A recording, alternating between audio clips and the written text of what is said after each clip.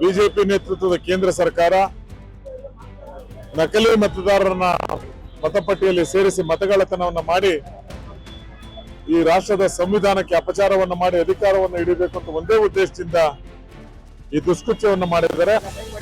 ಅದಕ್ಕೇನು ಕಾಂಗ್ರೆಸ್ ಪಕ್ಷ ಗೌರವಾನ್ವಿತ ರಾಜ್ಯದ ವಿರೋಧ ಪಕ್ಷದ ನಾಯಕರಾದ ರಾಹುಲ್ ಗಾಂಧಿಯವರ ನೇತೃತ್ವದಲ್ಲಿ ಮತಗಳ್ಳತನದ ವಿರುದ್ಧ ಸಹಿ ಸಂಗ್ರಹದ ಅಭಿಯಾನವನ್ನ ಮಾಡಬೇಕು ಅಂತ ಹೇಳಿ ಆದೇಶವನ್ನ ನೀಡಿದ್ದಾರೆ.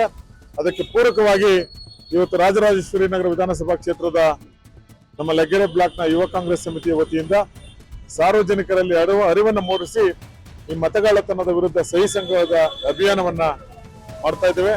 ನಮ್ಮ ಬ್ಲಾಕ್ ಕಾಂಗ್ರೆಸ್ ಅಧ್ಯಕ್ಷಗಳು, ಯುವ ಕಾಂಗ್ರೆಸ್ನ ಜಿಲ್ಲಾ ಅಧ್ಯಕ್ಷಗಳು ಎಲ್ಲರೂ ಸೇರಿ ಏನು ಮತಗಳ್ಳತನದ ವಿರುದ್ಧ ಸಹಿ ಸಂಗ್ರಹದ ಅಭಿಯಾನವನ್ನ ಮಾಡುವುದರ ಮುಖೇನ ನಮ್ಮ ಸಾಂಕೇತಿಕವಾಗಿ ನಮ್ಮ ಪ್ರತಿಭಟನೆಯನ್ನ ಮಾಡ್ತಾ ಇದ್ದೇವೆ.